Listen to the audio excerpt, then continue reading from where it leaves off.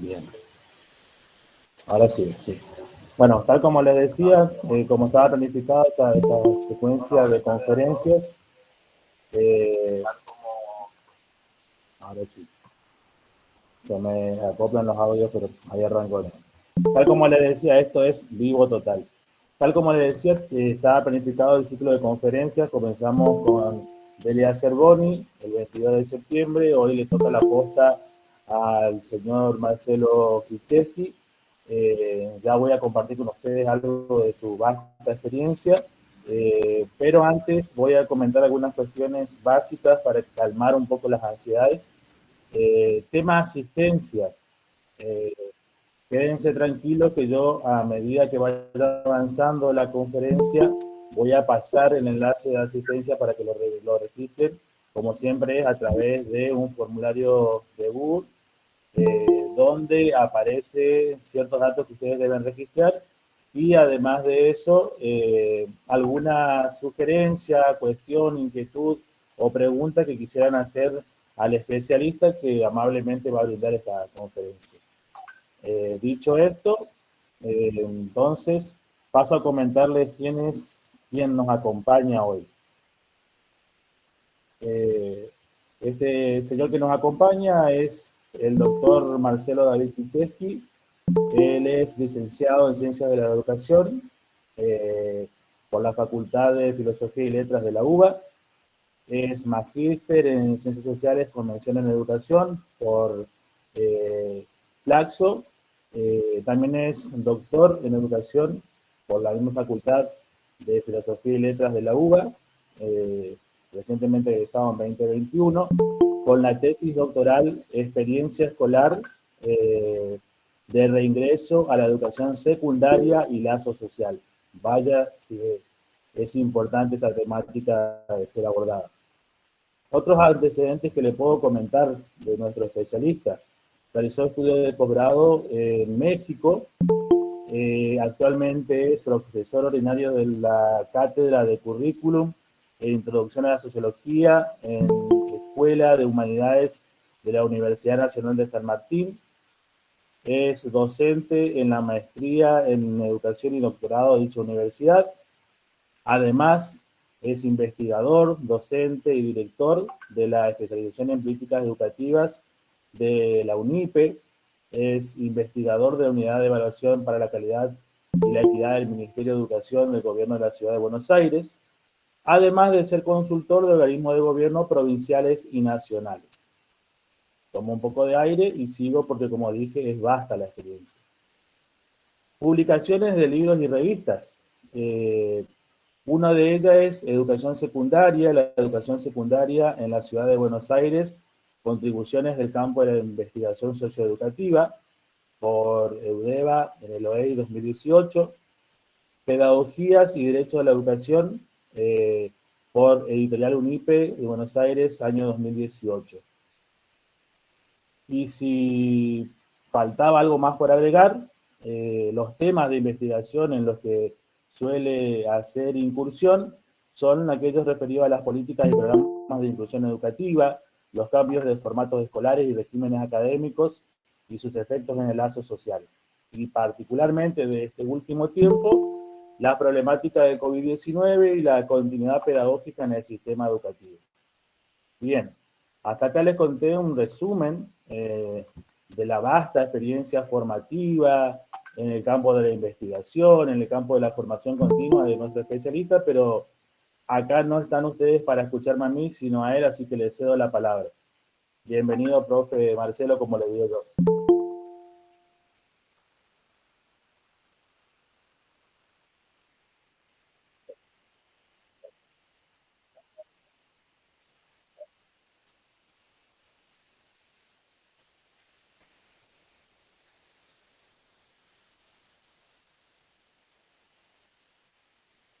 Y él había pedido saludarlo después de que él se presentara, así que vamos a esperar que se presente, profe.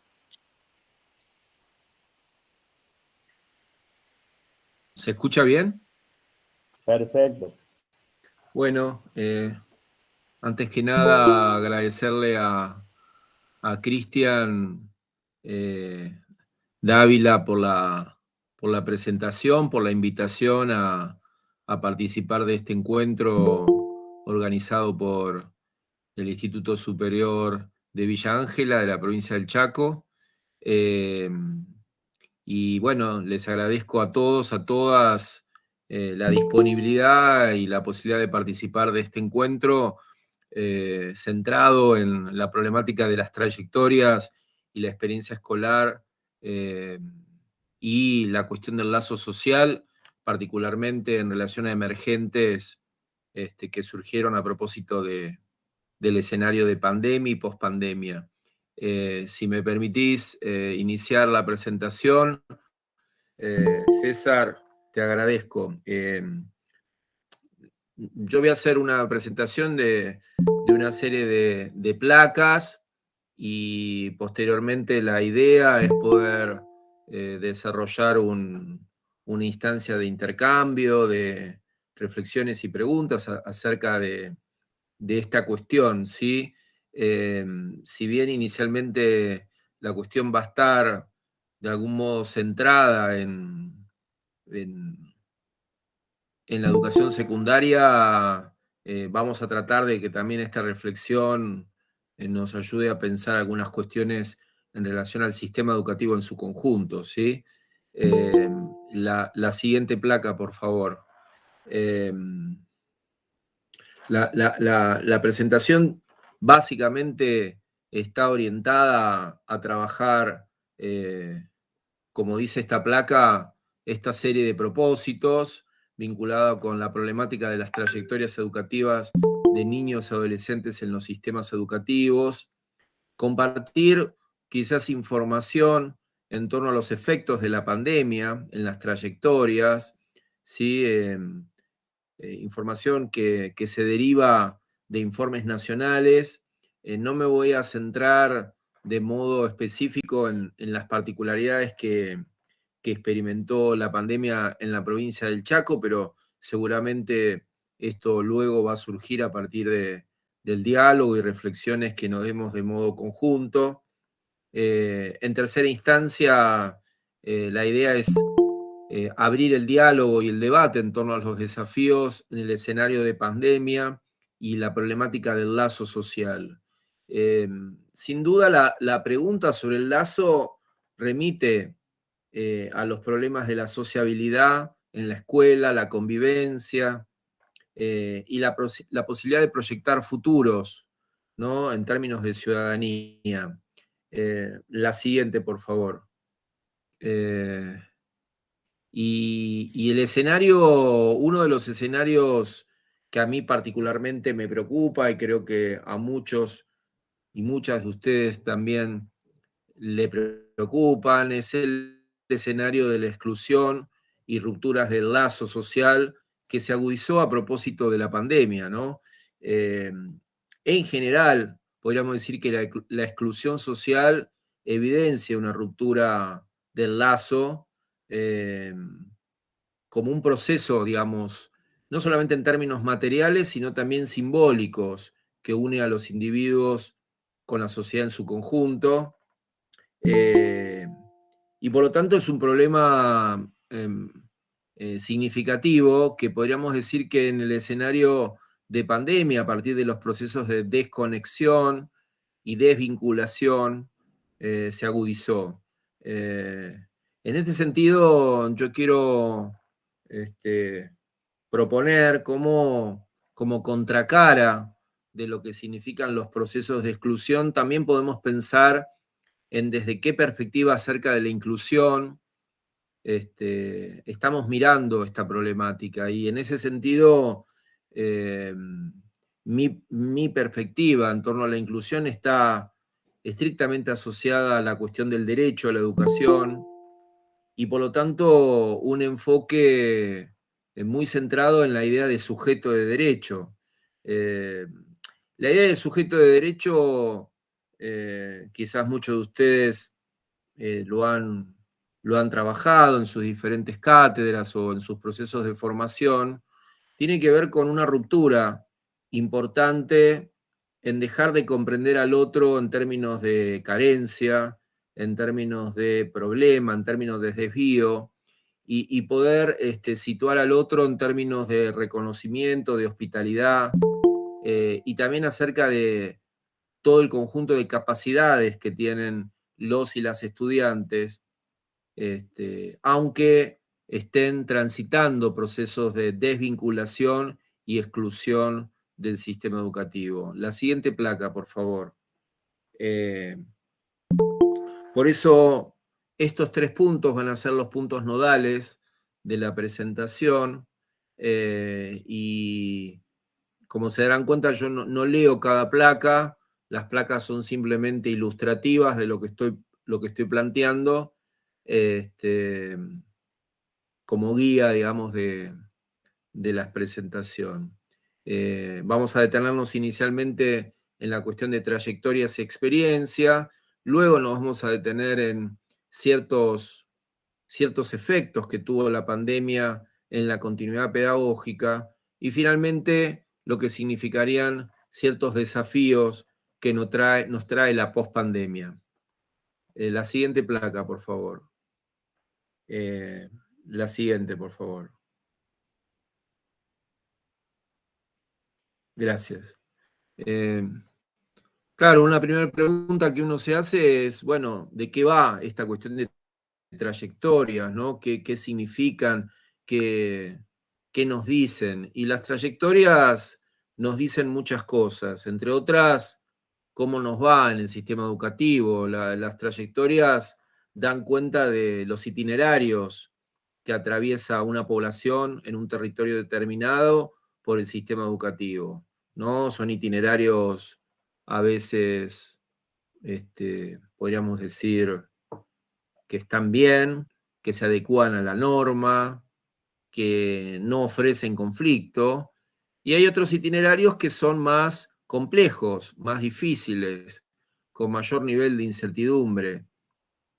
Podríamos plantear que en un principio estos itinerarios están configurados por 3 grandes dimensiones, ¿no? Una dimensión asociada a las condiciones objetivas y sociales por las que transitamos todos y todas, por las que transita una población, que de algún modo estas condiciones objetivas determinan nuestras posibilidades de acceso o no a bienes materiales, el ingreso que percibe el núcleo familiar, la incorporación, por supuesto, en el mercado de trabajo, en la medida que lo haya, pero en ciertos contextos también la necesidad o no de ingresar tempranamente en el mundo del trabajo, por ejemplo, u otra acumulación de desventajas que se producen en los escenarios más críticos, como en el caso de los niños y niñas y adolescentes, el cuidado de su familia, también la incorporación al mundo del trabajo, en el caso de las adolescentes, ciertos procesos que se agudizó en los últimos años de embarazos, también ciertos contextos que tienen que ver con dinámicas de violencias, de abandono, con lo cual esas condiciones objetivas son ciertamente determinantes en algún punto de lo que sucede luego con las trayectorias educativas. Otros elementos que son bien interesantes cuando uno analiza las trayectorias es cuál es el clima educativo. Y quizás este es un indicador bien importante, no solamente para los investigadores, sino para todos los que somos docentes. Y cuando hablamos de clima educativo familiar, hablamos de los estudios que dispone el grupo familiar en términos de los referentes, puede ser padre, puede ser madre, puede ser otros referentes en términos de niveles de estudios alcanzados. Ustedes saben que esa variable, niveles de estudio alcanzado por el grupo familiar, que hoy está organizado en la variable clima educativo, es fuertemente predictor de las trayectorias de los estudiantes. A veces tiene un mayor poder de predicción que ciertas condiciones materiales de vida. Por supuesto que están enlazados, tienen vínculos estrechos. Ahora, otra dimensión importante que hace a los itinerarios en términos de las trayectorias son los aspectos institucionales, cuáles son las condiciones organizativas y pedagógicas, y te diré qué tipo de trayectorias se configuran, se producen. Eso no quiere decir que las condiciones institucionales sean absolutamente determinantes, porque como dije antes, las condiciones objetivas, sociales, son fuertemente condicionantes de las trayectorias, pero ¿sí? En la forma de lo escolar, las condiciones en términos del formato, del régimen académico, son predictoras de algún modo de los tipos de trayectorias que se pueden producir, aquellas escuelas que tienen mayor posibilidad de innovar en cuanto a la organización de sus tiempos, de sus espacios, de cambios curriculares que se producen en términos de flexibilización de ciertas pautas de evaluación, etcétera, etcétera, como alude los cambios de régimen académico, en muchos casos producen, ¿sí?, la posibilidad de trayectorias escolares con mayor posibilidad de permanencia en la escuela, y también, por supuesto, de egreso del nivel. Claro, me falta una pata de esta explicación que tiene que ver más con una pata de carácter estructural al sistema educativo, es decir, junto con los aspectos micro a nivel institucional, las condiciones objetivas, también tenemos que hablar de ciertas dinámicas macroinstitucionales que exceden a la escuela, que en el caso, digamos, de América Latina y Argentina en particular, están marcadas por los llamados procesos de segmentación y fragmentación de la oferta educativa, es decir, lo que se conoce como los circuitos diferenciados de calidad, es decir, aquellas instituciones que atienden en general a los sectores medios y a los sectores altos de la población en términos de condición social, en general disponen de una oferta más rica en términos de organización institucional, de sus planteles docentes, de la calidad de los edificios escolares, de los recursos y equipamiento didáctico, etcétera, etcétera, etcétera. Es decir, la dinámica de la segmentación y la fragmentación también, por supuesto, condiciona, ¿sí?, la posibilidad de que las trayectorias tengan mayor posibilidades de éxito, pero también que haya mayor posibilidades de aprendizajes de calidad, que ese es otro de los elementos que configurarían una trayectoria exitosa. En esta diapositiva o en esta placa, ustedes pueden encontrar otro elemento más que hace a las dinámicas macroinstitucionales, que es el problema del declive, ¿sí? Antes de continuar, lo único que quiero preguntar, y si se escucha bien, ¿sí? El audio está bien. Ok, gracias. Me llegó a pasar de seguir hablando y después me encontraba con que no se escuchaba nada, entonces por eso pregunto. Digo que el tema lo que está abajo es el tema del declive, y el declive forma parte de un diagnóstico de los sistemas educativos que tiene que ver con cierta crisis de la autoridad pedagógica que se configura en los sistemas educativos en su conjunto, es decir, una institución que comienza a tener menos credibilidad por parte de la población, un docente o un profesor que es menos registrado en términos de su legitimidad como docente, contenidos que son en muchos casos menos valorizados porque hay otros saberes que circulan en la sociedad, como es Internet, como es Instagram, como es Facebook, como es Twitter, como es TikTok. Es decir, otras plataformas en la cual los adolescentes, pero también los niños acceden y se apropian, con lo cual la cultura escolar podríamos decir que comienza a devaluarse cada vez más, y que en el escenario de pandemia esto tuvo efectos también fuertes por los procesos que acompañó la pandemia en términos de desconexión con los otros, con las otras, con las instituciones. Las instituciones en muchos casos dejaron de estar presentes porque lo que estuvieron presentes fueron los actores, es decir, los docentes, los estudiantes, los directivos, pero lo que es la matriz institucional, organizativa, en los escenarios de pandemia, quizás en muchos territorios comenzaron a tener múltiples problemas por todo lo que significó. Bien, en la siguiente placa, cuando hablamos de trayectorias, y esto es algo que antes quise tratar de explicar, pero en esta placa se explica mejor, y espero que todos lo visualizan bien. ¿Sí? Ok.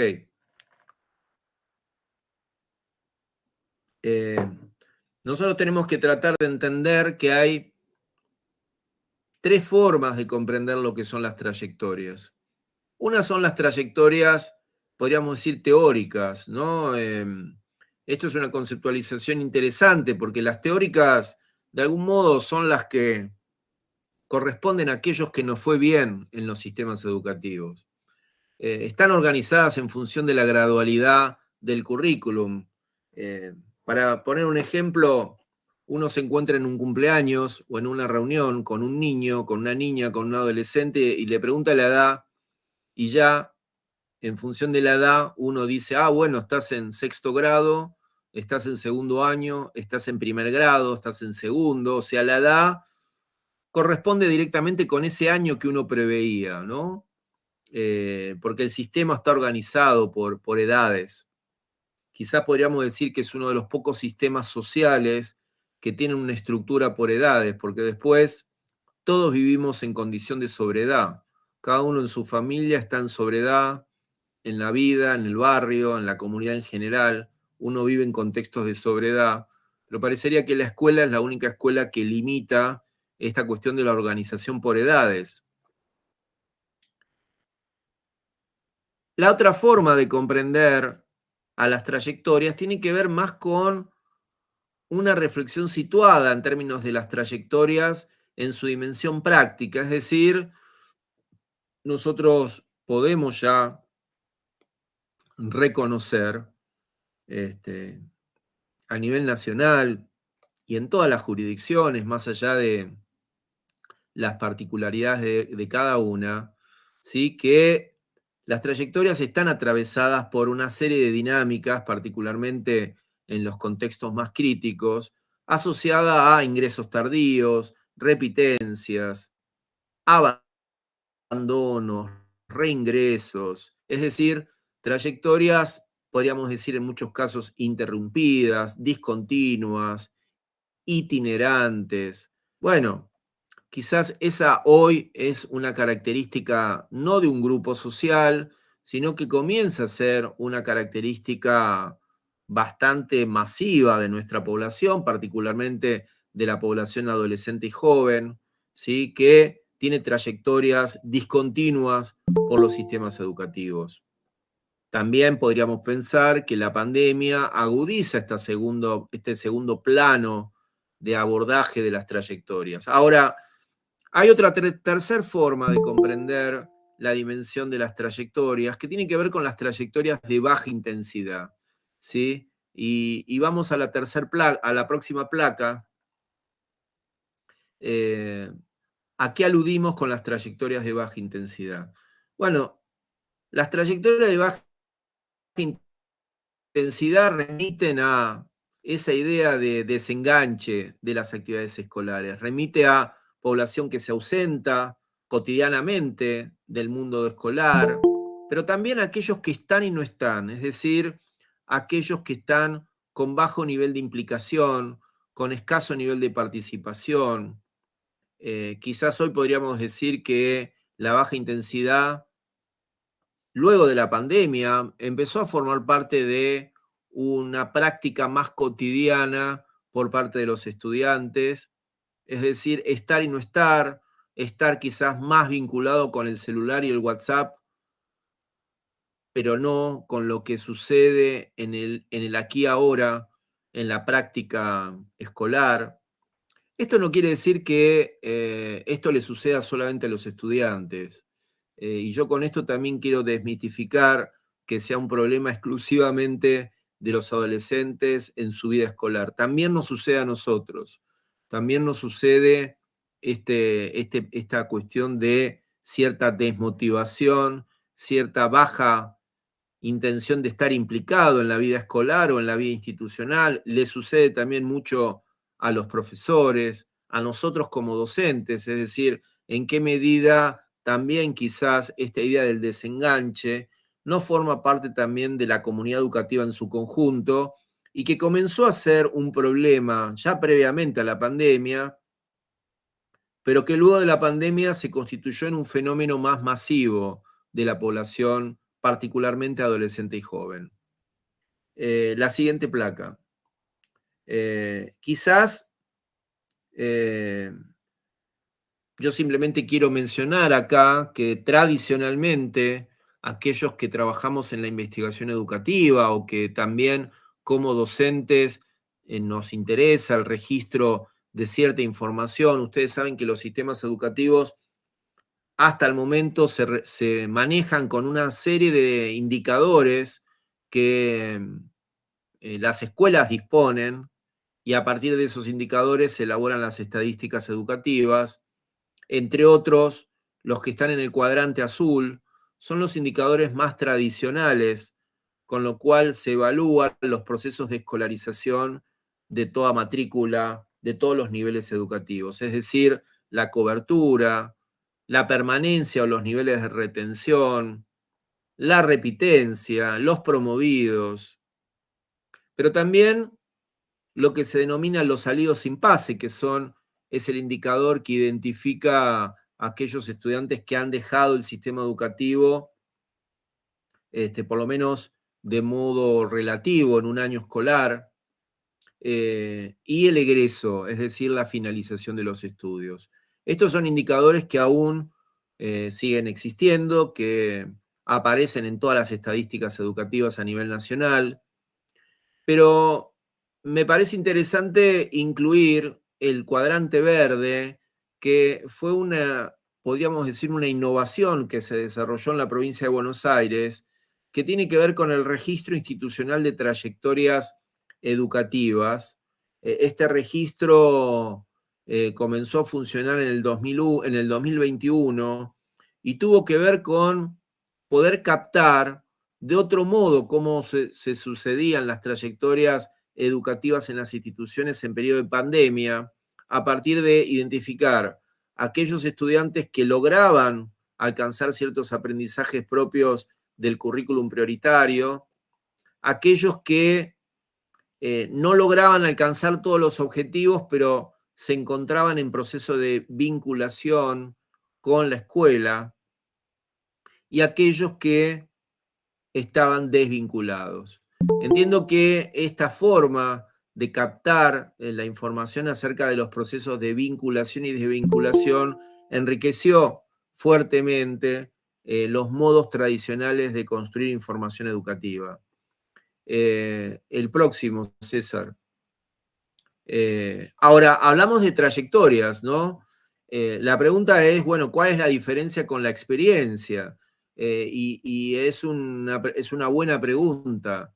La experiencia escolar, podríamos decir que forma parte de un plano más subjetivo, no es aquello, como dice Jorge La Rosa, de eso que me pasa, que tiene que ver con un proceso interno de reflexión. Cada uno de los que estamos acá seguramente está teniendo una experiencia singular, subjetiva de este espacio.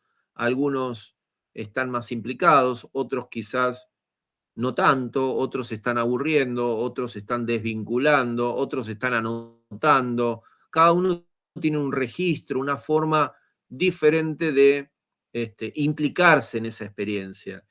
Hay algo de lo externo en la experiencia que siempre está presente. Para que haya una experiencia, Jorge La Rosa nos dice, tiene que haber un acontecimiento externo, es decir, hay algo ex que nos implica y por lo tanto nos sucede una experiencia. No toda actividad que hacemos es una experiencia. Uno puede viajar y no construir una experiencia porque simplemente recorrió nuevos territorios. La pregunta es, bueno, ¿cuándo se produce la experiencia? La experiencia se produce cuando hay algo de un cambio de sentido, un cambio de representaciones. Uno a veces hace un viaje y le implica un cambio en términos de mirar un territorio, un cambio porque pudo incorporar otras cuestiones culturales de una población que conoció o de un docente con el que pudo dialogar, etcétera, etcétera. Esta sería una forma de comprender el concepto de experiencia. También, la próxima, hay dos autores que abordan mucho el plano de la experiencia, que se llaman Dubetti y Martuchelli, que tienen un libro muy importante que se llama La sociología de la experiencia escolar. Y ellos nos dicen que la experiencia tiene tres grandes planos. Y ustedes seguramente como docentes, y muchos que fuimos también estudiantes, lo van a entender muy rápido. Hay un primer plano de la experiencia que es la integración. Uno está en una institución y hay algo en términos de la adopción de normas, valores que tiene la institución, y en función de eso uno desarrolla su práctica. Por lo tanto, hay un primer plano que tiene la experiencia de interiorización de expectativas, de jerarquías, de reglas de juego. Ahora, hay un segundo plano de la experiencia que tiene que ver con ciertas lógicas estratégicas, es decir, lógicas estratégicas, es decir, lo que en muchos casos denominamos la configuración del oficio de estudiante. Esto es un tema realmente muy interesante. ¿Qué significa la configuración del oficio de estudiante? ¿Cómo se despliega esa configuración del oficio? Y el oficio de estudiante tiene que ver con ese despliegue de estrategias que un estudiante despliega en su vida escolar. La estrategia de hacer que uno entiende cuando en realidad no entiende lo que el profesor o la profesora le dice, realizar actividades en el hogar, desplegar una serie de acciones de convivencia en la escuela. Es decir, cómo configuro, siguiendo quizás a Pierre Bourdieu, ese hábitus en términos de normas, de disposiciones, pero qué prácticas yo desarrollo. Quizás un elemento bien interesante para pensar es que la pandemia lo que produjo en muchos casos fue la desconfiguración del oficio de alumno. Y eso es un tema también interesante para pensar. Es decir, se pierden hábitos, se pierden sentidos, y por lo tanto esta comunicación vía pantallas, a veces con pantallas apagadas, no sé si a ustedes les sucede, a mí me sucede mucho todavía dando clases por Meet o por Zoom, pantallas que se apagan, y por lo tanto no sé con quién estoy hablando y no sé si el otro está presente o no. Esto es algo que nos sucede a todos, a todas, y esto tiene efectos, y uno de los efectos en el caso de los estudiantes, además de problemáticas asociadas al aprendizaje, por supuesto, también tiene que ver con cierta forma de desconfigurar ese oficio de alumno que quizás se fue desplegando en el tiempo. Quizás volviendo al tema de trayectorias, este problema de la configuración del oficio se da mucho en las transiciones de niveles, ¿sí? Entre nivel primario y nivel secundario.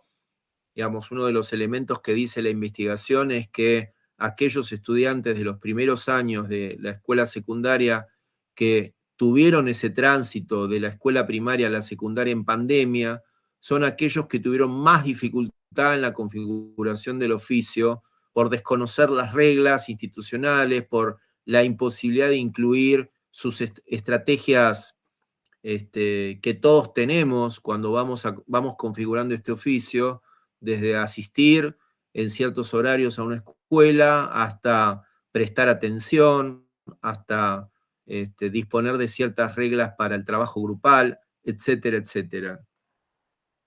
Ahora, una tercera dimensión que tiene que ver con la experiencia escolar, tiene que ver con el plano de la subjetividad, es decir, cómo vivimos cada uno de nosotros y nosotras esa idea de ser estudiante.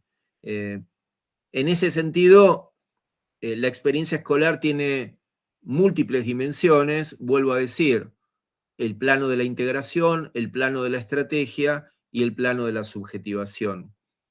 Vamos a la próxima placa, por favor.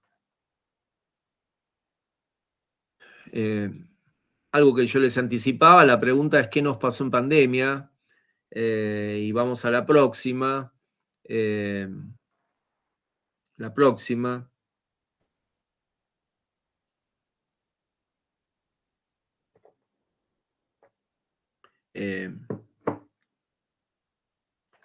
Bueno, uno de los elementos que nos despertó la pandemia tuvo que ver con las desigualdades en clave de acceso y disponibilidad de recursos tecnológicos para la conectividad, ¿no? Esto es algo que ya se viene hablando desde hace bastante tiempo, por lo menos este último año, pero sin duda son datos importantes. No voy a leer cada uno de estos datos, ustedes lo tienen disponible ahora y seguramente lo van a tener luego en la medida que desde el instituto se comparta esta presentación, que seguramente va a ser hoy mismo o mañana, pero a la brevedad. Pero las desigualdades sociales se tradujeron en desigualdades también asociadas al acceso de los recursos tecnológicos y la conectividad. Y por otra parte, otro elemento que quizás es llamativo y es interesante poder pensar en cómo los procesos de segmentación, de los cuales mencioné inicialmente, esto también se observó en los procesos de continuidad pedagógica segmentada, es decir, vamos a la próxima placa.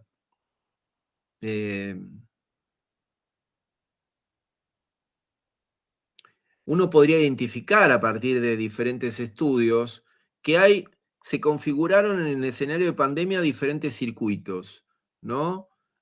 Podríamos pensar, quizás cuando lo leemos, uno puede decir en qué circuito estuve, o estuvo mi escuela, ¿no? Esto es un lindo ejercicio para pensar. Inicialmente uno puede encontrar 4 circuitos, seguramente puede haber más, o puede haber algunos circuitos combinados, pero cada circuito lo que identifica son con qué recursos tecnológicos los actores se pudieron comunicar, se pudieron vincular, ¿sí? ¿Qué tipo de continuidad finalmente se produjo, ¿no? Por supuesto, los sectores medios y altos que pudieron disponer de recursos tecnológicos, de una formación docente adecuada en términos de disponibilidad también de recursos tecnológicos por parte de los docentes. No solamente se produjo continuidad, sino que la continuidad en muchos casos se basó en programas propios que ya las instituciones disponían previo a la pandemia en términos de classroom, campus, etcétera, etcétera. Como vamos viendo, cada circuito, hasta llegar al circuito de urbano y urbano marginal, y el cuarto, el circuito de zonas rural y zonas rurales aisladas, vamos encontrando mayor complejidad y mayor dificultad en que esa continuidad pedagógica se produzca, se configure como un proceso verdaderamente de aprendizaje. Quizás en el circuito 3 y 4 lo que podemos encontrar es cómo esa continuidad estuvo más asociada a el trabajo con cuadernillos, al trabajo en base a lo que significó la entrega de bolsones alimentarios, con lo cual, bueno, uno puede encontrar esta diferenciación social que marca la segmentación, cómo también se materializa, ¿sí?, en los procesos de continuidad pedagógica en relación al uso de la tecnología y la disponibilidad de Wi-Fi y de conectividad. La próxima. Simplemente acá algunos datos, no voy a leer cada uno, pero esta es una información que no solamente ustedes la tienen disponible en esta presentación, sino en una serie de estudios producidos por el Ministerio de Educación a nivel nacional, que son estudios de continuidad pedagógica producidos en el 2021-2022, donde se identifica qué pasó exactamente con los procesos comunicacionales y también con la llamada continuidad pedagógica. Bueno, claramente, digamos, uno puede encontrar acá qué pasó con cada nivel educativo, ¿sí? Cómo en realidad, por ejemplo, en el nivel inicial hubo por las características de las edades y por lo que significa el nivel, la comunicación estuvo fuertemente sesgada a trabajos de una vez por semana. No voy a leer toda la placa, pero simplemente ustedes la están viendo y pueden ir como evaluando, ¿no? El escenario. Siguiente placa. Esto tiene que ver, esta segunda placa, y me remito al nivel inicial, para que después no me digan de que solo hablo de secundario. Entonces, estas placas hablan de todos los niveles. Me pareció que era importante dar una lectura más global. Fíjense también, ¿no? Hay una propensión importante en relación a lo que es el contacto con la docente o el jardín, donde uno puede encontrar que hay un porcentaje que llega solo al 50% o el 52%.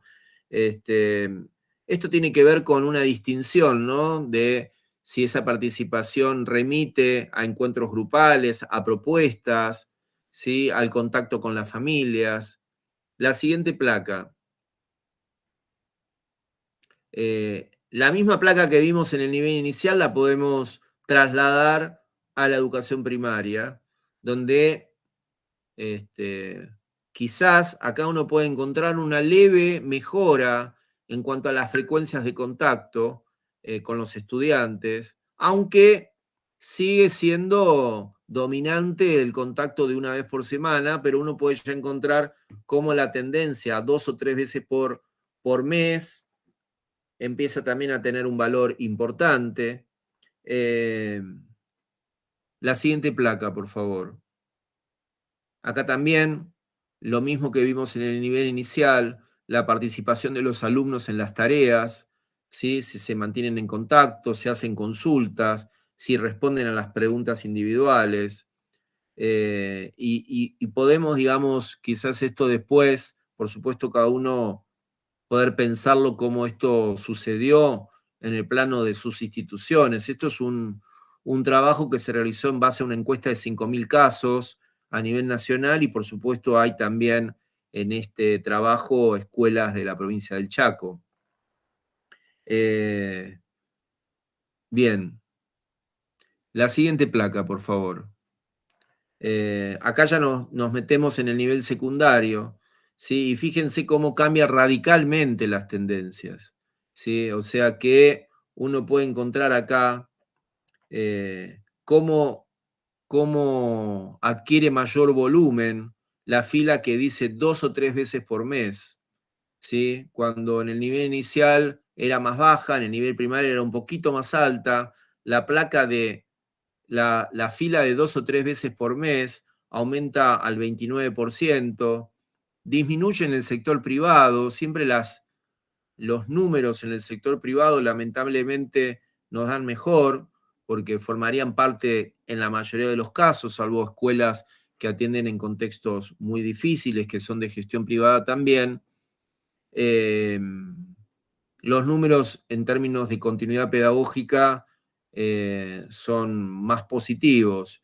De todos modos, es interesante ver cómo tanto el contexto rural como el contexto urbano son contextos muy impactados por lo que significa la pandemia y las diferencias que podemos encontrar entre zonas rurales y zonas urbanas. Bien, la siguiente placa, por favor.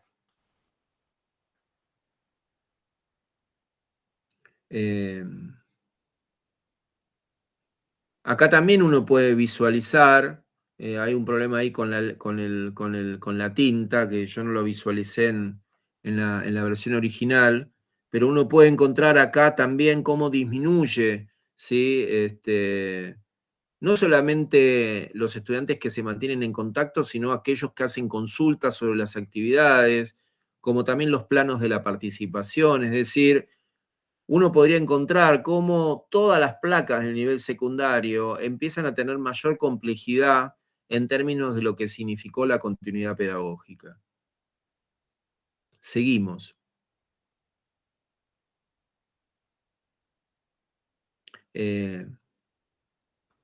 Acá también, si bien el 80% y más de los profesores y directivos del nivel secundario dicen que, en este caso, un 64% sostuvo el vínculo docente.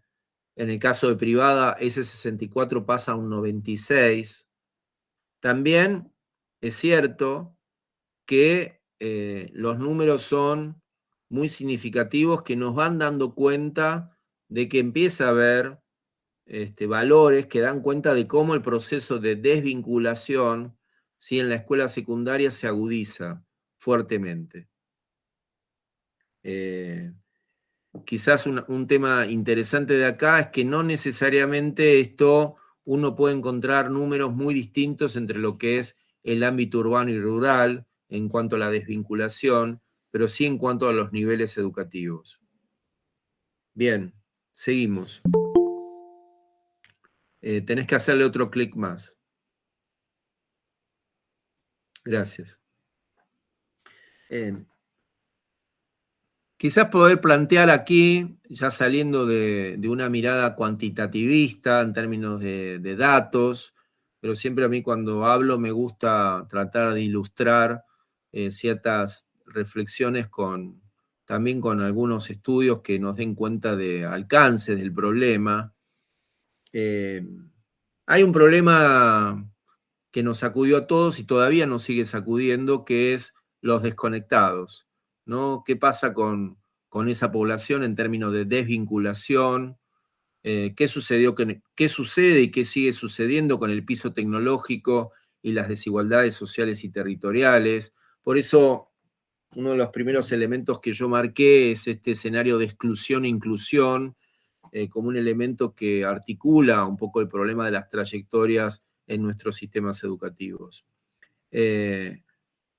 Ahora, otra preocupación es, nosotros permanentemente hablamos de continuidad pedagógica y a mí me gustaría diferenciar en qué medida esa continuidad pedagógica fue verdadera y eso no estuvo más asociada a procesos comunicacionales y no tanto de continuidad pedagógica.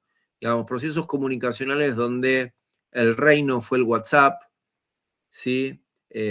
Con etapas sumamente complejas de esfuerzo, en contextos más críticos por lo que significó la sostenibilidad del otro a nivel alimenticio, a nivel de necesidades concretas.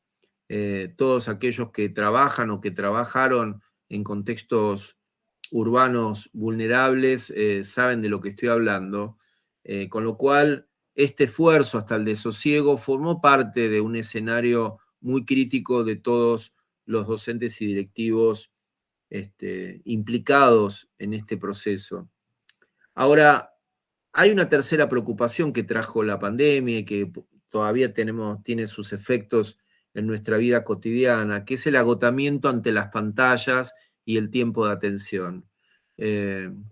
Cuando estábamos planificando con Cristian esta conferencia, yo me preguntaba si habría posibilidad de sostener la atención durante una hora, por lo que significa el agotamiento.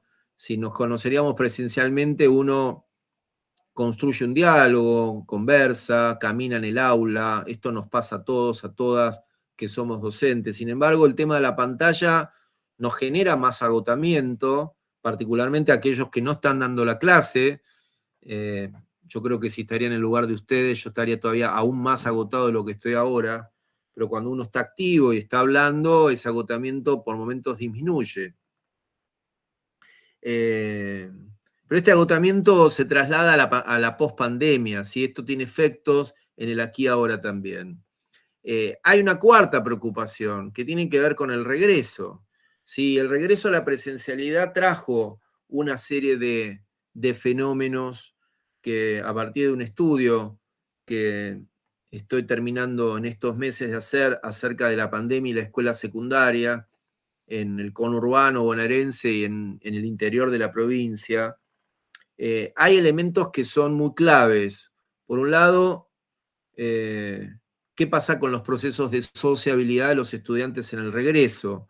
¿Sí? Ciertas dinámicas de violencia, retraimiento. Esto que yo planteé acerca de la reconfiguración del oficio de estudiar. ¿Qué significa estudiar para los adolescentes que en realidad en muchos casos dicen, pero profe, mándeme todo por WhatsApp? O sea, hay algo incorporado en la pandemia que tuvo que ver con mensajes, con formas de evaluación, con comunicaciones vía WhatsApp, con lo cual en muchos casos quedó incorporado como una práctica, ¿no? El tema es si la práctica escolar puede ser reducida a un WhatsApp, si las evaluaciones pueden ser reducidas a un mail. Bueno, esto se está tramitando en las escuelas en muchos casos como problemáticas que empiezan a ser emergentes, ¿no? ¿Qué pasa con un vínculo más asociado al habla, al diálogo, se traslada a un vínculo asociado estrictamente al WhatsApp? Una quinta preocupación tiene que ver con este tema de la baja intensidad. La baja intensidad comienza a ser un elemento quizás más crítico que la prepandemia, es decir, estar bajamente implicado, estar con esa idea de lo que yo ya les planteé hace un ratito, estar y no estar. El regreso trajo esto, ¿no? Estoy poco, porque después me lo pueden mandar por mail.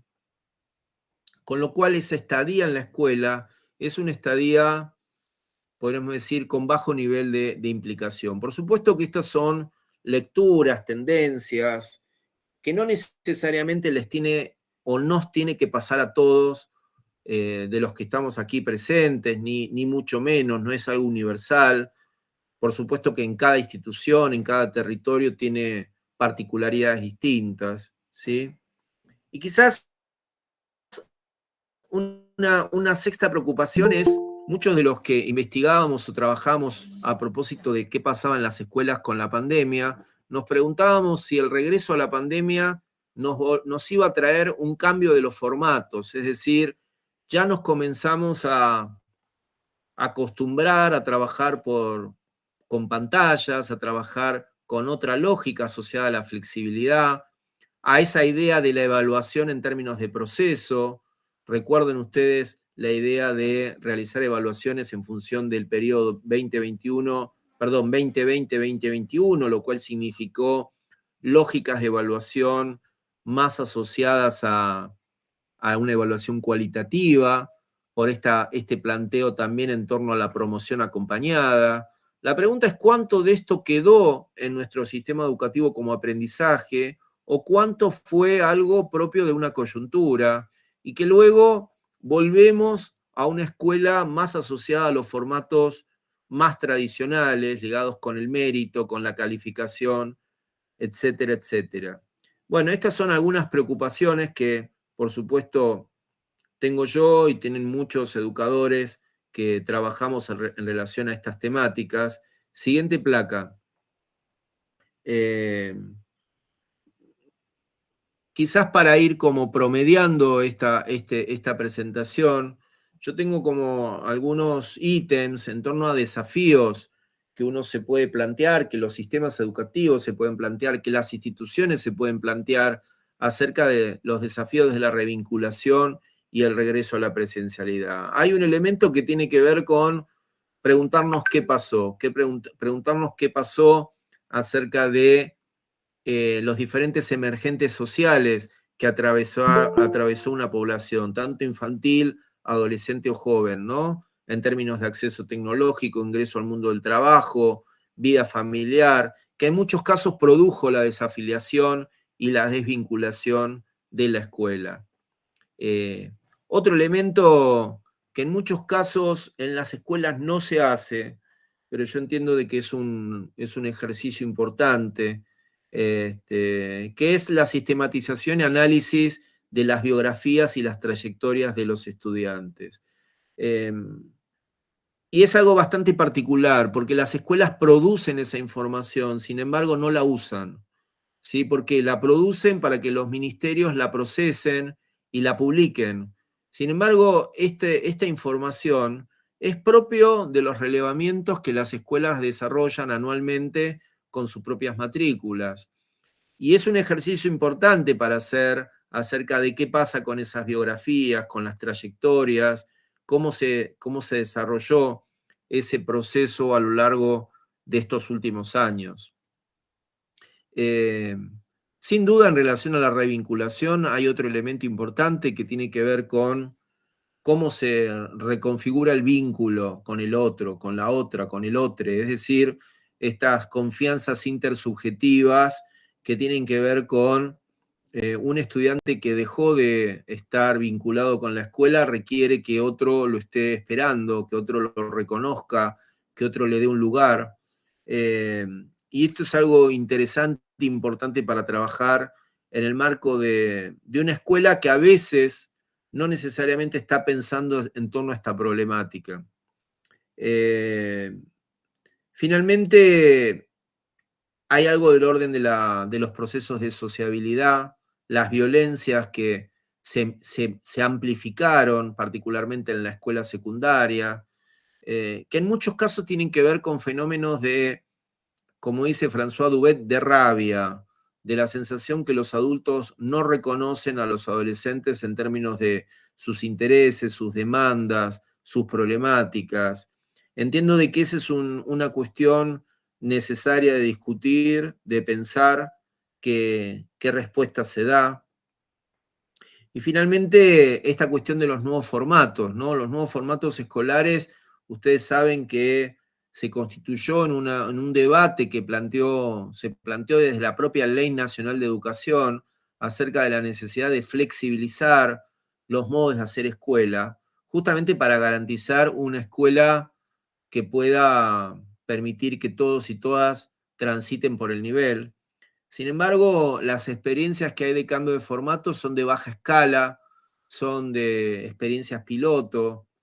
Entiendo de que esta cuestión de la revinculación quizás nos trae la posibilidad de pensar cómo modificar cierta gramática escolar, cómo apelar a ciertos procesos de flexibilidad en las instituciones que hagan que los estudiantes permanezcan con más tiempo y en muchos casos no repitan, sino que se promueva la posibilidad de construir trayectos educativos.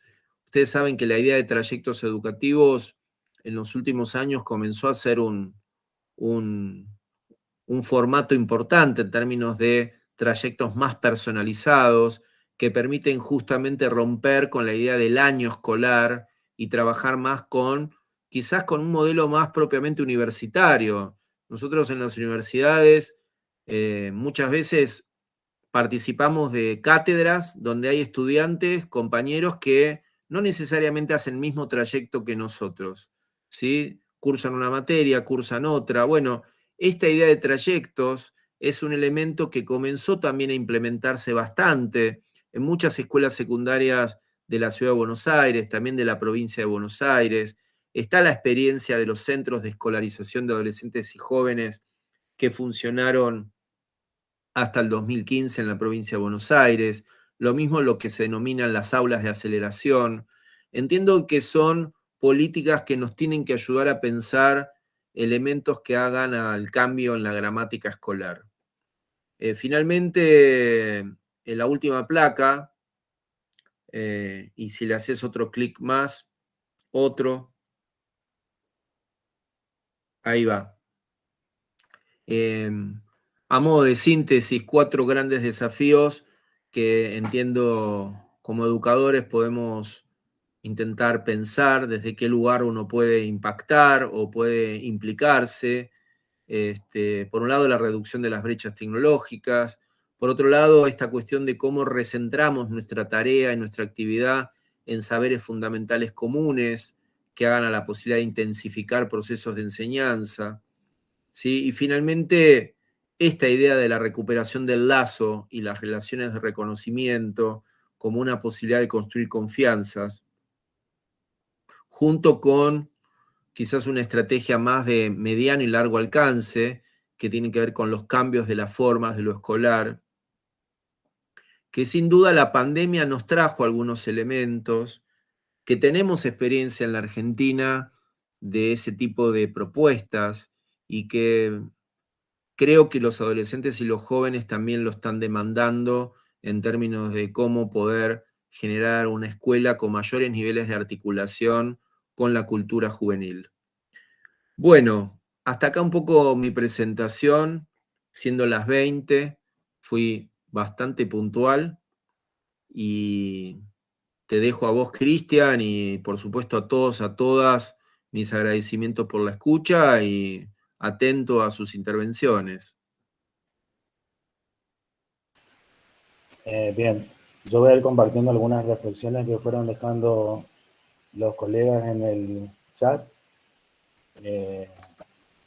También ya compartí el registro de asistencia para que ahí vayan dejando alguna otra inquietud que vaya surgiendo, pero mientras tanto comparto una de el supervisor de educación secundaria aquí de la región 9, el profesor Francisco Calderila, que plantea: la pandemia vino a reconfigurar el oficio del estudiante y esa nueva configuración es la que debemos recuperar en el nuevo proceso de vinculación. Esto en relación a lo que usted planteaba de los procesos de vinculación, revinculación y todo lo que atravesó este recorrido en el trayecto de pandemia.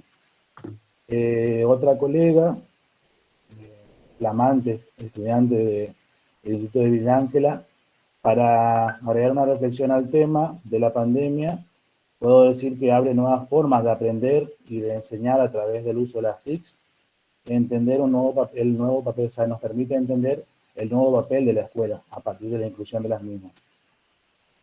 Otra egresada nuestra, voy a hacer chapa de nuestro instituto, coincido con el agotamiento frente a una pantalla, pero a su vez la misma abre muchas posibilidades de conectarse de distintos lugares. Otra vez Betiana plantea: considero que la pandemia permitió reflexionar a educadores y animarse a seguir explorando en comunidad nuevas maneras de enseñar y replantearse el uso de los tiempos y modos de aprender. La profe Cecilia Ortiz plantea que las TIC tienen sus desventajas, por ejemplo, la cuestión de la interacción social, la pérdida de contacto visual, el sentirnos escuchados y las dudas que no se pueden cubrir a un 100%.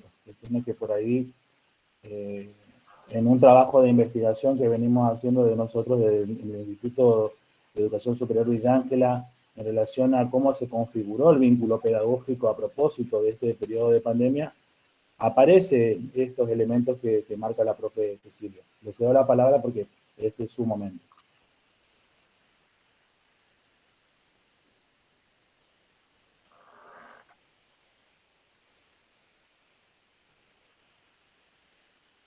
Continúo leyendo. Una más. La profe Betty Jara plantea: las TIC tuvieron como beneficio, por un lado para los alumnos, pero también nos cuesta recuperar esa enseñanza y volvemos a adaptarnos a ese nivel de la educación. O sea, por un lado nos permitió llegar, entre comillas, a los hogares, pero entra en juicio o nos queda a nosotros como docentes esto de si logramos realmente que los aprendizajes se logren, si esto del miedo cuando vemos la cámara apagada, ¿será que está el estudiante del otro lado? Estoy siendo escuchado, el saber está llegando. La profesora Silvia Leiva plantea: ¿cómo describiría usted las características de los nuevos vínculos mediados por la pantalla?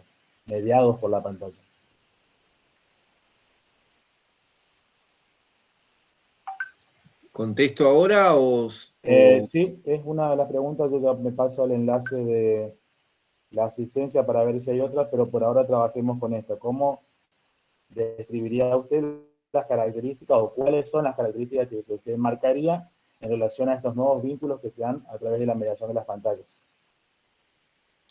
Yo creo que son vínculos nuevos. No podemos encontrarle una adjetivación si son mejores o peores. Son vínculos que están definidos en el aquí y ahora, porque está el dedito, cuando uno le clava en el visto, ¿no? Entonces uno encuentra, o cuando uno publica y que hay comentarios en el Facebook, digamos, ese es un tipo de vínculo, que es un vínculo, podríamos decir, a veces efímero, pero del cual estamos muy, muy presentes, ¿no? O sea, estamos como muy dependientes de esa respuesta. O sea que podríamos encontrar ciertas paradojas en ese vínculo. Es un vínculo a distancia, pero por otro lado con mucha presencia en cuanto a la necesidad de la reciprocidad. ¿Sí? Uno necesita que el otro tenga reciprocidad con uno en los mensajes, en las publicaciones. Pero sin duda hay algo que se pierde, que es la presencia, ¿no? Parece algo muy, muy extraño, pero uno podría encontrar que en el plano de los adolescentes y jóvenes, esto ya formaba parte de una cultura prepandemia, el vínculo a través de la imagen, y que esto empezó también a tener una cuestión también internalizada en los adultos, ¿no? Pero entiendo de que es un vínculo complejo, ¿no? El tema del vínculo mediatizado por pantallas.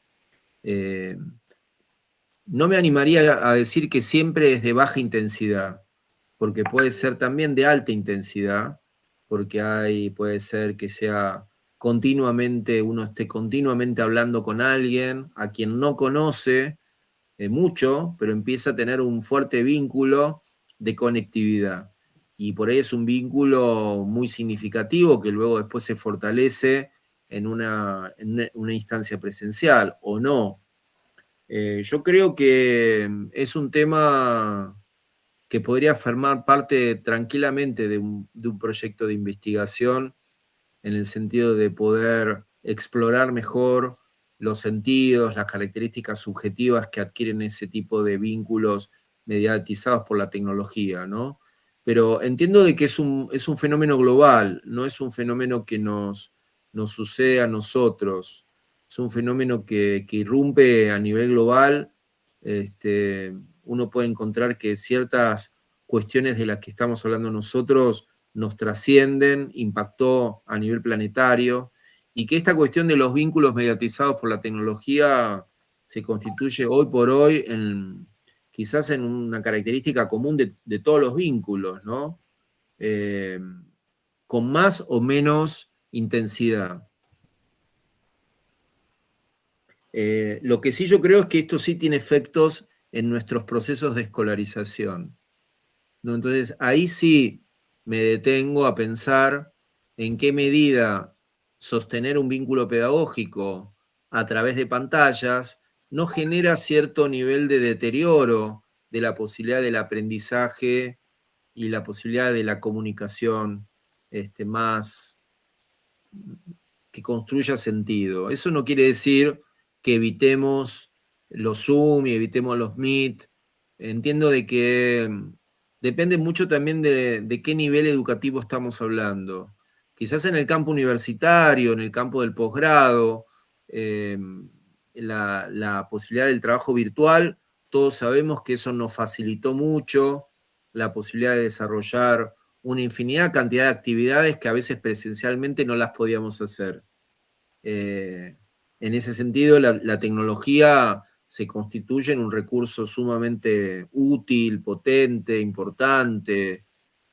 Pero digo, ahí hay una paradoja, ¿no? Que es las pantallas apagadas, la desconexión rápida, y que la presencia a veces nos genera a nosotros otro tipo de compromiso. Yo tengo, por ejemplo, una experiencia muy particular dando clases en la universidad con el mismo grupo que presencialmente es un grupo muy participativo, que se implican en todos los debates, con las pantallas se silencian. Y eso es algo muy interesante porque es un tema que lo conversamos en cada encuentro, porque forma parte de un proceso de reflexión. Es una materia que se llama currículum, y por lo tanto reflexionamos acerca de qué sucede en ese espacio? ¿Qué nos trae la pantalla para silenciarnos? Y bueno, a cada uno le pasa otra cosa, pero sienten de que a través de la pantalla no pueden construir un diálogo de modo continuo, cosa que sí sucede en la instancia presencial. Bueno, esto por supuesto siempre es subjetivo, depende de cada grupo, pero sin duda yo creo que la presencialidad tiene su valor, que no la podemos dejar de tener presente como propuesta educativa, ¿no? Cada vez entiendo más de que la idea de los modelos híbridos son los modelos que más nos ayudan a pensar propuestas, en el sentido de cómo alternamos instancias presenciales con instancias virtuales. Me parece que esos modelos mixtos son los más, hoy por hoy, son los más ricos para nuestro trabajo. Bien. Aparentemente se quedó sin audio. ¿Quién? No, yo estaba viendo el... Bien, eso por seguir tantas pantallas. Ahí voy con una pregunta del formulario. A propósito de esta segmentación del sistema educativo que usted planteaba en su exposición, una de las preguntas que nos hacemos todos, ¿cómo articular entre niveles dentro de un sistema tan segmentado?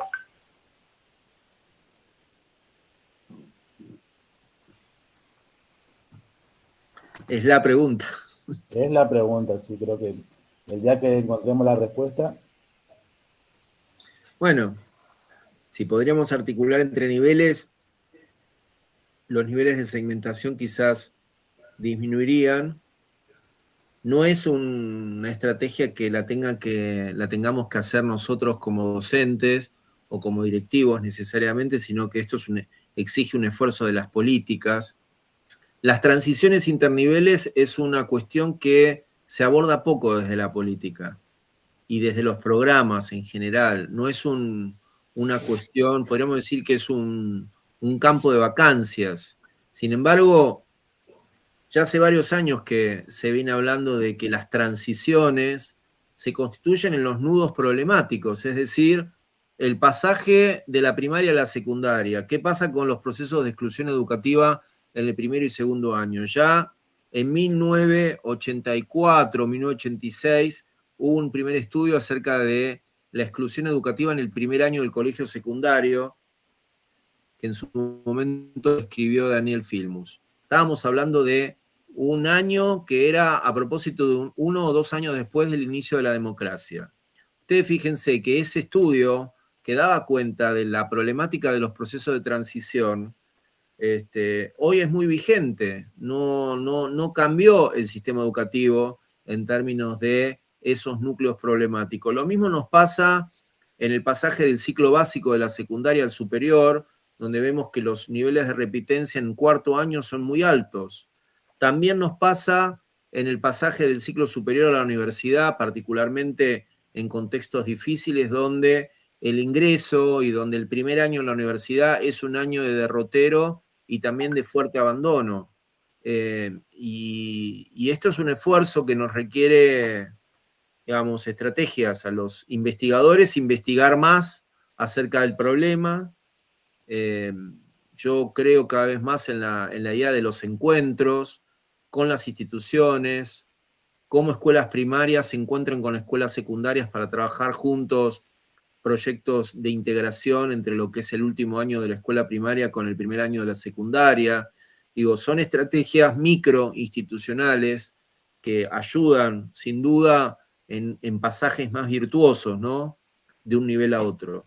Pero entiendo también que este es un problema macro que nos excede como pedagogos. Bien. Otra que aparece acá en el chat, haciendo un zigzag, porque empezaron a florecer las consultas y reflexiones. El colega Claudio Torres plantea la desvinculación de los estudiantes en casi 2 años. Nos dejaron a alumnos de cuarto y quinto con escasos conocimientos. La desvinculación ha bajado la calidad de conocimiento en nuestros alumnos pronto a egresar del sistema educativo. Una reflexión bastante fuerte, compartida por muchos, que muchas veces también impactan en los ingresos a nivel superior. Otra, vamos ahora a YouTube.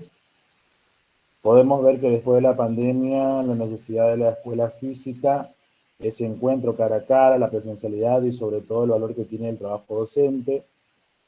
La profe Inés Korchik plantea, el tema es que la atención cada vez es menor, la lectura más deficiente y los marcos de referencia significativos a enseñar relativos.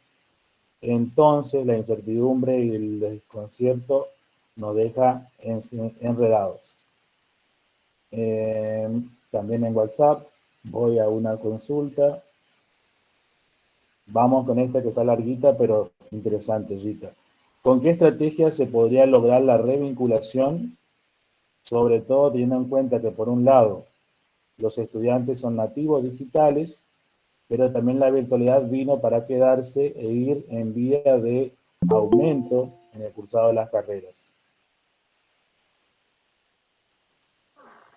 No te terminé de entender la segunda parte, lo de los nativos digitales, pero la segunda Sí. parte... Pero también en esta tendencia de que la virtualidad se plantea como una instancia, esto se plantea dentro de lo que es la formación de nivel superior. Entonces, pero también la virtualidad vino a quedarse, ir en vía de aumento en el cursado de carrera. Se plantea entonces qué estrategias podríamos implementar desde el nivel superior para articular estas dos cuestiones. Por un lado, el rol del estudiante o la idea que tenemos de nativo digital, por una cuestión etaria, una construcción que por ahí venimos trayendo, y por otro lado, la necesidad que tienen hoy en día las carreras de formación del nivel superior de ayornarse a lo que es justamente la formación desde la virtualidad. Entonces, ¿qué estrategias implementar en la articulación entre estas dos cuestiones?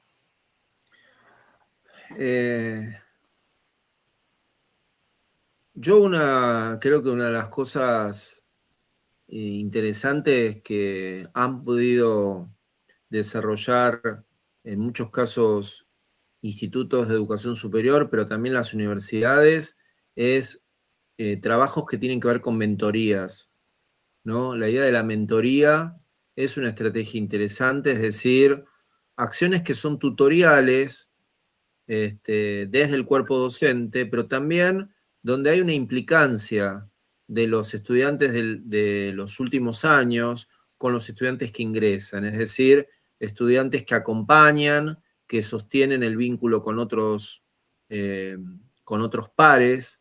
Ahí hay una riqueza muy, muy grande en favorecer ese tipo de trabajo más horizontal entre pares, ¿no? Nosotros creemos siempre que nosotros somos como, entre comillas, los salvadores, los que tenemos la mejor interlocución con el otro, con la otra, o con el otro, como lo querramos decir. Pero lo cierto es que los diálogos, los códigos, las confianzas, también es un tema generacional.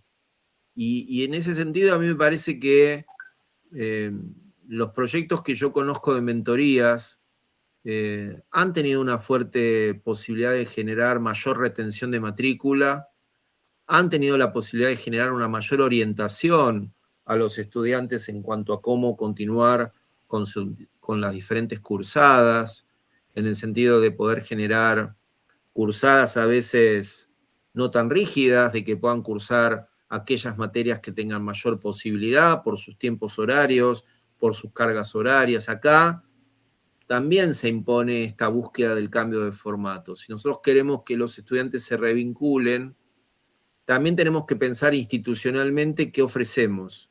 Si ofrecemos un modelo rígido de cursada, si empezamos a apelar a recursos de mayor flexibilización. Cuando hablo de mayor flexibilización es la idea de la cursada por materias, no la cursada anual. Es decir, bueno, si no podés cursar toda la carga horaria, podés cursar alguna, y esa alguna se te acredita, como nosotros acreditamos nuestros estudios en el campo universitario, y que luego van cursando otras materias. Esto es algo que, cuando yo hablé del cambio de formatos, ya comienza a implementarse, comenzó a implementarse en muchas escuelas de la ciudad de Buenos Aires en términos de trayectos diversificados, que podríamos decir que el problema que esto trae es doble. Uno tiene que ver con los tiempos de acreditación.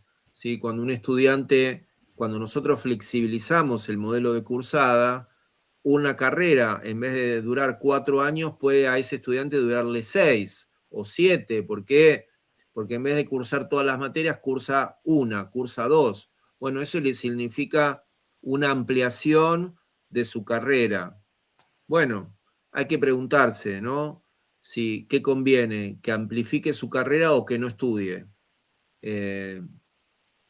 Lo segundo es cómo estamos hablando de el tiempo de acreditación, y el otro tema tiene que ver con los procesos, vuelvo a decir, de sociabilidad en términos de pares.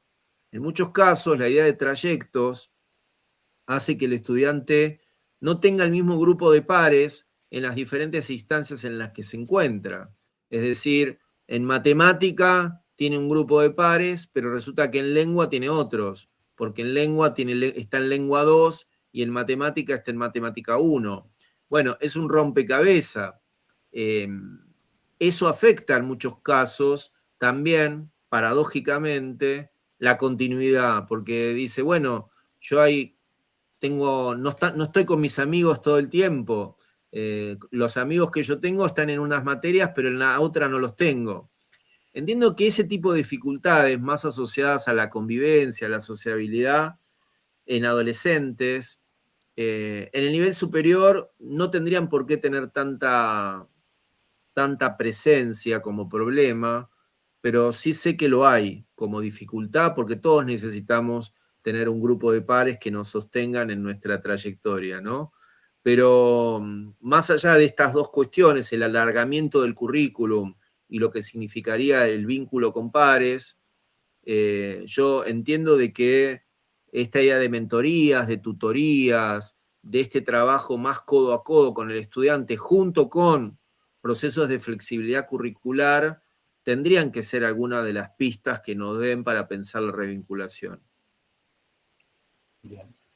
Esta pregunta es la que nos dejaba la profe Candela Ceguesio, del Instituto de Villa Ángela. La voy a nombrar porque si no voy a tener problemas legales. Volviendo ahora a YouTube, la profesora Gabriela Cox plantea: hay un arduo trabajo para realizar, no solo con los estudiantes, también en la formación. Notamos que disminuyó notablemente la atención del estudiante. Y en el formulario había una pregunta que hacía referencia a los procesos de articulación y de inclusión de personas con discapacidad. ¿Cómo desarrollar el currículum destinado a alumnos con capacidades diferentes, pensando en estos procesos de articulación? Eso ya exige otro encuentro prácticamente. Porque bueno, estamos abriendo otro escenario de debate que tiene que ver con cómo se trabaja con las necesidades especiales, cómo se generan procesos de integración, de adecuación curricular, que sin duda es de alto nivel de complejidad. Yo soy muy favorable de la idea de la inclusión en términos de aquellos estudiantes con necesidades especiales, pero también entiendo de que hay que tener seriedad en ese debate. No podemos pensar en que la integración sea simplemente porque hay un esfuerzo curricular en los procesos de adecuación, sino preguntarnos también con qué recursos las instituciones disponen, si disponen de verdaderos acompañantes, en algunos casos terapéuticos, que trabajen codo a codo con ese estudiante y que el docente no se encuentre solo en un escenario, en muchos casos, de alto nivel de dificultad para transitar su práctica docente. O sea, sin volver al modelo segregatorio, donde la escuela especial era el único escenario para un estudiante con necesidades especiales, entiendo de que ahí hay una difícil combinatoria entre propuestas curriculares y también fortalecimiento institucional para intervenir en el trabajo con estudiantes con necesidades especiales en aulas de la educación común. Y bueno, en general en todas las jurisdicciones hay una dirección de educación especial que entiendo que en Chaco también la debe haber, que aborda estas problemáticas. Una problemática que también ha sido y es todavía muy descuidada a nivel de las políticas en general. Tanto la educación especial como la educación de jóvenes y adultos siempre fueron como las modalidades altamente descuidadas, ¿no? No solamente en términos institucionales, sino en cuanto a innovaciones curriculares. Pero hasta ahí, hasta acá es donde más yo puedo plantear. No tengo una especialización en educación especial para poder dar una respuesta más específica sobre el campo del currículum. Bien. Las demás preguntas que fui leyendo a grandes rasgos plantean lo mismo, van hacia la cuestión de entre segmentación y articulación, bueno, qué tips, qué herramientas, qué ideas, qué recomendaciones se pueden brindar referida a cada uno de los niveles educativos, pero bueno, a grandes rasgos fue algo que se fue conversando a lo largo de esta conferencia. Sí, una cuestión que personalmente me fue eh, resonando como formador, pero también como ahora desde el lugar de investigador, cuestiones que tienen que ver justamente como en la configuración de este lazo social y en ese sentido en la configuración específica del vínculo pedagógico, incluso en el nivel superior.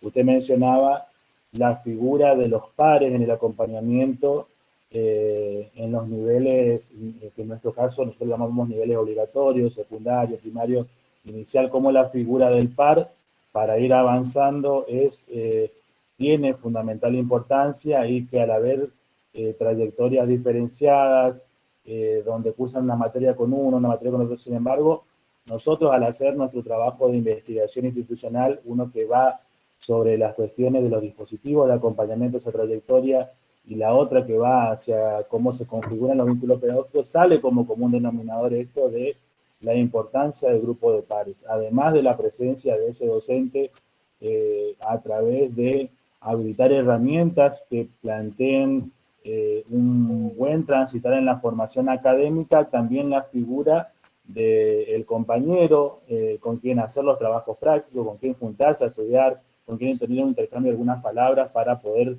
avanzar ante situaciones que se fueron dando y especialmente en el tiempo de pandemia. Muchos de nuestros estudiantes mencionan o plantean que han optado por dejar el cursado en ese tiempo porque se desvincularon de sus compañeros, entre otras cuestiones, pero lo que más por ahí resuena es esto, ¿sí?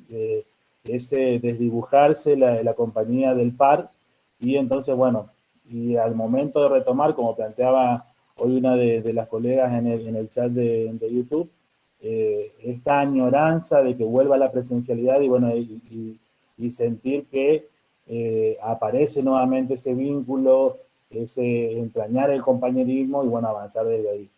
Y también desde la lectura, nosotros los formadores encontrarnos con estudiantes que hicieron ese corte en el recorrido de la trayectoria y que al encontrarse ahora con otros compañeros que van avanzando en su secuencia, como en una primera instancia les cuesta generar vínculo, pero que al final del año, ahora mediando esta época, también entramar esas nuevas alianzas se postula como un elemento, incluso en el nivel superior, vuelvo a decir, para sostenerlo en esa trayectoria. Entonces, cuando hablamos de herramientas, cuando hablamos de posibilidades, de estrategias, y algunas van haciendo en el propio proceso, ¿sí? Y otras importantes, como usted planteaba, esto de las ayudantías, las tutorías, la posibilidad también de nosotros representar esa figura que quizás se desdibujó en el contexto de no presencialidad, bueno, volver a plantearla ahora desde ese otro espacio que sea complementario a la formación propia de cada unidad curricular. Correcto. En relación a la persona que pregunta por el link de asistencia, ya lo compartí en el grupo de WhatsApp del curso. Búsquenla ahí, la van a poder encontrar. ¿Alguna otra consulta de los casi 70 interlocutores que tenemos aquí en Meet? El vicerrector de nuestro instituto, el profesor René Sánchez.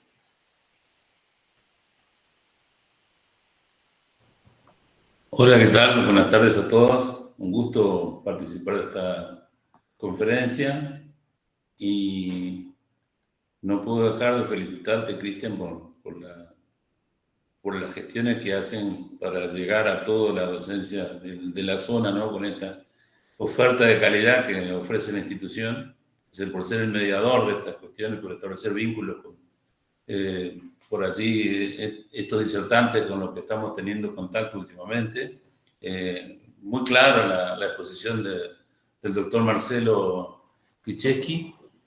Y en relación a todo lo expuesto y a las consultas que se hacen, ¿no? Uno como docente de una trayectoria ya casi finalizada, ha vivenciado este continuo renovarse del vínculo entre el docente y el estudiante. Como decía, creo que los estudios del doctor Filmus, los problemas siempre estuvieron, pero conforme pasó el tiempo, creo que el uso de la herramienta tecnológica generó un acompañamiento y por ahí una revinculación distinta con los estudiantes, en tanto que fue cambiando el acercamiento, o por lo menos hice maravillarse el estudiante por poder acceder a los estudios y, por sobre todo, a las herramientas tecnológicas que en la escuela existían. O sea, en la escuela aparecían algunas herramientas tecnológicas que en la casa no podían tener. Entonces, creo que la escuela fue, en alguna instancia, por sobre todo en la época de Conectar Igualdad, cuando empezaron a entregar las netbooks en su gran mayoría, ¿no? Generó un maravillamiento, ¿no? Un nuevo encontrarse con las tecnologías y para mí, desde mi vivencia, generó un impacto positivo. Ahora, la pandemia reconfiguró el vínculo en esto que dicen en la pantalla, es decir, perdimos el contacto cara a cara que veníamos teniendo con el uso de las TICs, ¿no? A pesar de que estaba la herramienta tecnológica, teníamos contacto cara a cara, ¿sí? Y era distinto ese vínculo con la maravilla de acercarnos a la tecnología y tener a mano la herramienta, por lo menos cerrar esa brecha tecnológica que había, y fue toda una movida cultural bastante interesante, ¿no? Para las escuelas. Ahora, con la pandemia, el problema que yo veo es que, por lo menos, creo que una conclusión, no problema, empiezo por la conclusión porque me parece interesante.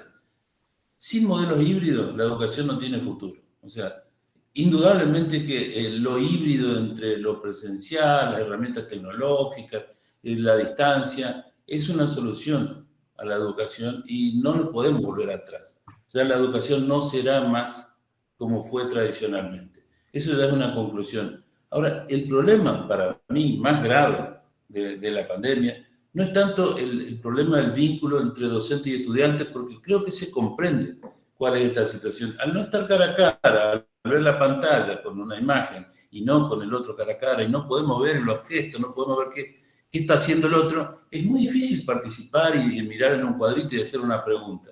Esas cosas en el aula no pasaban, uno tiene un compromiso diferente. Ahora, creo que también esto impactó demasiado en el docente. Al ver, yo creo que hay una especie de desencanto al ver esta posibilidad que tiene el estudiante o de comprobar lo que en el aula pasa, verlo en una pantalla. Porque en el aula, ¿cuántas veces nosotros tenemos estudiantes desconectados, que están en otra, que están pensando, vaya a saber en qué cosa, y nunca le prestamos atención? Ahora lo pudimos comprobar en la pantalla porque nos marcan. Estoy, pero no estoy. Y si quiero me borro y me haces una pregunta y no te contesto. Entonces creo que para nosotros nos cacheteó la realidad y podemos comprobar de que efectivamente cuando nosotros estamos en una clase, cuando estamos estableciendo ese vínculo que se sostiene en la clase, estas cosas no pasan en un 100%, pasan a veces como está pasando aquí, por ejemplo. Yo no me animaría a hacer una pregunta a más de uno de los que están participando aquí, porque no sé si están o no están, y no quiero ponerlos en evidencia. A lo mejor hago una pregunta a alguien que está en su imagen y no quiero ponerlo en evidencia. Eso ya me priva a mí de hacer a lo mejor una intervención directa a alguien que conozco, pero no veo su imagen. Entonces, creo que el docente es parte de ese desencanto, ¿sí? Y afectó muchísimo en la valoración de lo que significa su tarea educativa, su labor educativa, porque ahora ahora puede palpar que evidentemente cuando él está en su clase y generando un montón de expectativas, tiene un montón de expectativas, esas expectativas son que, bueno, no llego a todos. No llego a todos. Entonces, ahí tengo los resultados. Por eso el 50% de abandono en las escuelas secundarias el primer año. Por eso lo mismo pasa en las escuelas, en los institutos superiores. Porque no llegamos a todos. ¿Cómo hacemos para agrandar esa brecha? ¿Cómo hacemos para retomar ese vínculo? Y nos damos cuenta que hay cierto imposible. O sea, creo que nos vamos diciendo, bueno, hasta acá llegamos, creo que esto no se puede hacer. Y ese desencanto por ahí tiene que ver con que nuestro vínculo con la tarea se va desencantando y se va rompiendo. Creo que también aquí todos los docentes que están muy comprometidos participando de esta charla están preocupados por esto, pero sabemos que somos apenas un escaso número de todo lo que significa el sistema educativo, un escaso número de docentes que estamos comprometidos con esto y no pasa en su mayoría. Entonces, creo entender, ¿no?, que lo que propone el doctor es más que claro con el uso de la tecnología.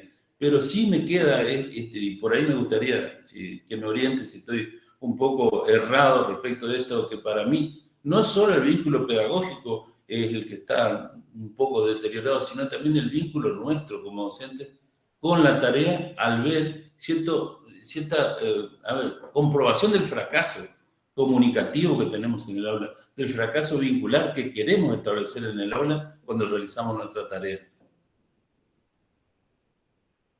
Sí,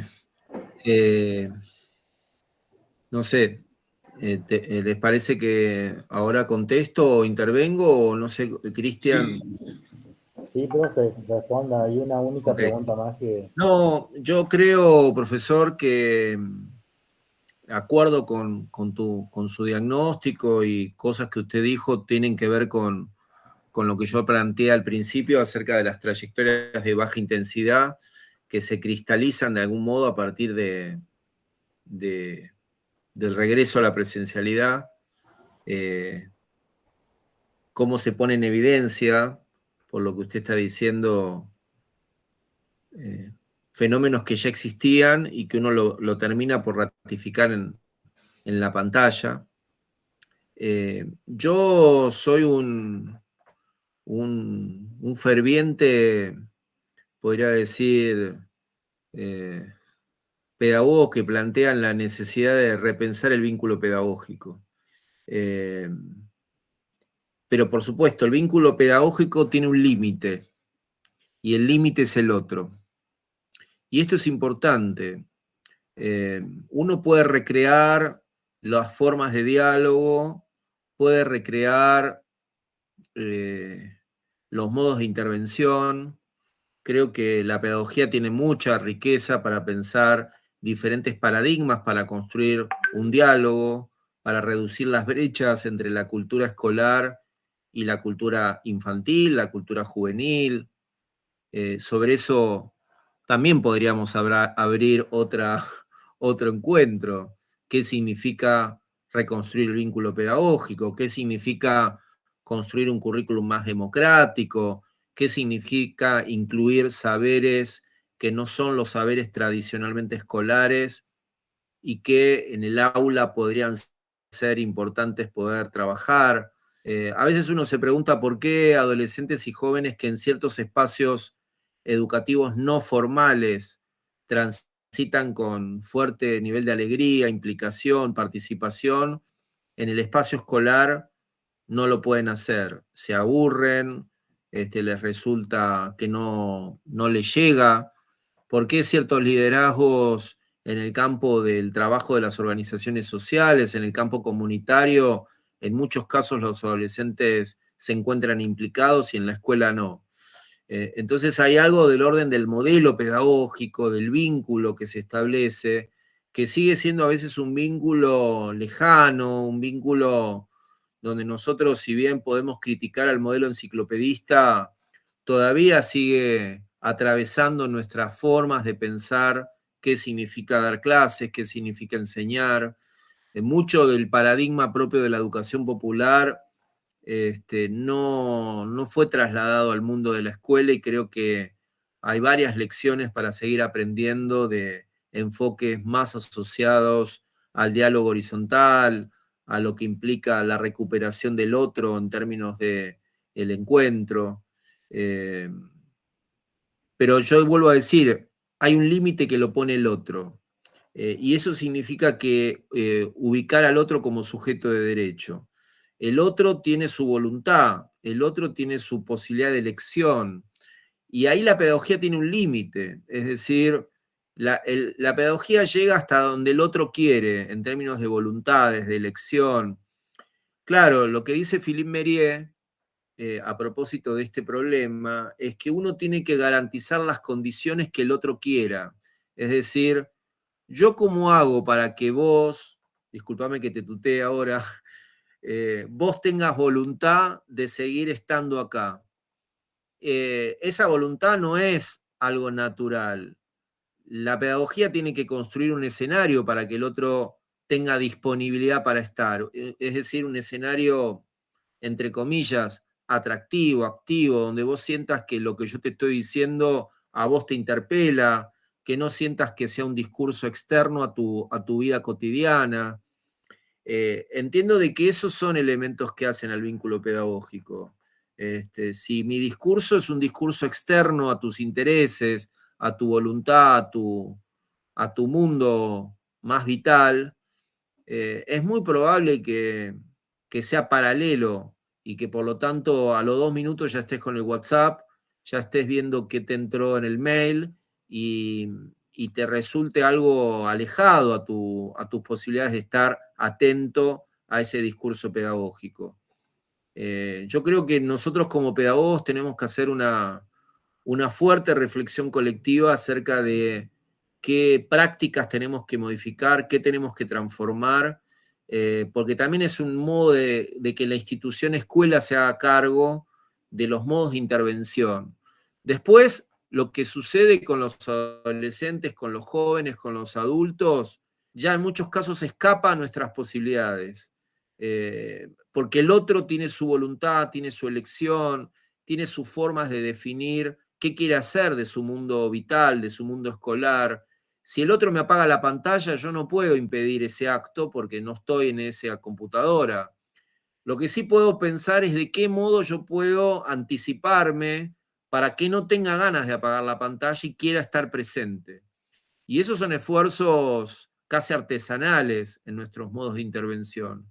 Pero creo que eso tiene que estar presente en nuestra práctica, ¿no? Porque si no, lo que nos queda es el desasosiego, es la posibilidad de pensar que siempre todo pasado fue mejor. Y yo creo que ese discurso de todo pasado fue mejor también es un discurso engañoso, porque nosotros hoy tenemos una escuela más democrática que antes, tenemos más estudiantes que antes en términos de inclusión, tenemos docentes que están más comprometidos en términos de la ética y la política que años anteriores, y eso es un valor agregado a nuestro sistema educativo.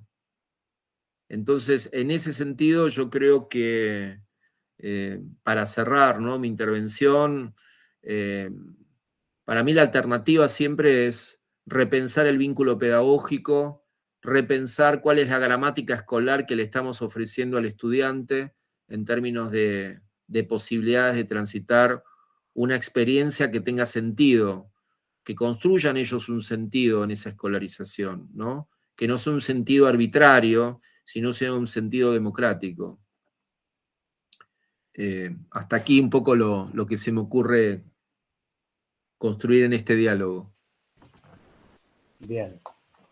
En términos de consultas, reflexiones, además de los agradecimientos que plantean los colegas, hay un pedido de bibliografía por parte de una docente del Instituto Fabiana Sich en relación a las dinámicas de violencia que se fueron presentando en esto del regreso a la presencialidad, pero eso se le va a transmitir después en privado para que podamos avanzar, pero también siendo fieles a los tiempos que nos convocan. Si ya no hay consultas en este espacio de Meet o YouTube, vamos a comenzar a hacer el cierre. Muy bien. Yo por mi parte simplemente agradecerles la disponibilidad del tiempo, el diálogo. Siempre toda intervención pedagógica a mí me genera posibilidades de seguir pensando acerca de estos problemas. Y desde ya un gusto encontrarme con profesores comprometidos con la práctica y con la intención de reflexionar sobre cuestiones que hacen a nuestro cotidiano escolar, a nuestra práctica pedagógica. Creo que el debate sobre las trayectorias y la experiencia escolar es un puntapié para pensar otros problemas que también nos atraviesan. Así que, bueno, por mi parte agradecerles este espacio, el tiempo y espero que les haya resultado productivo el encuentro.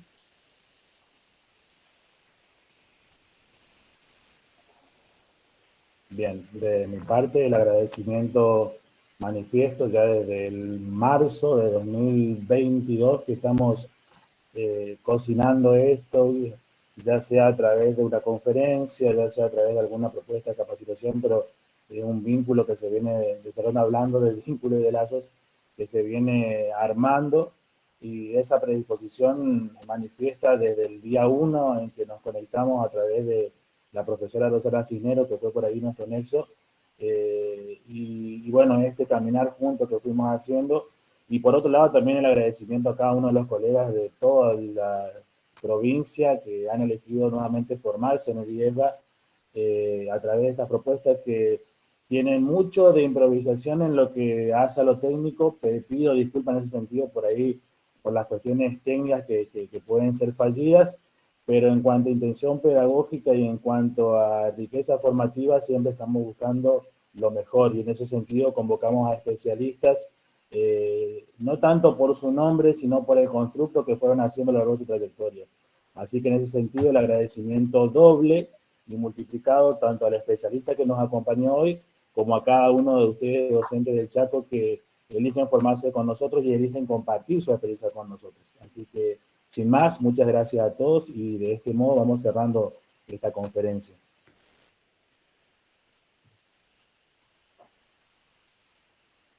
Muchas gracias.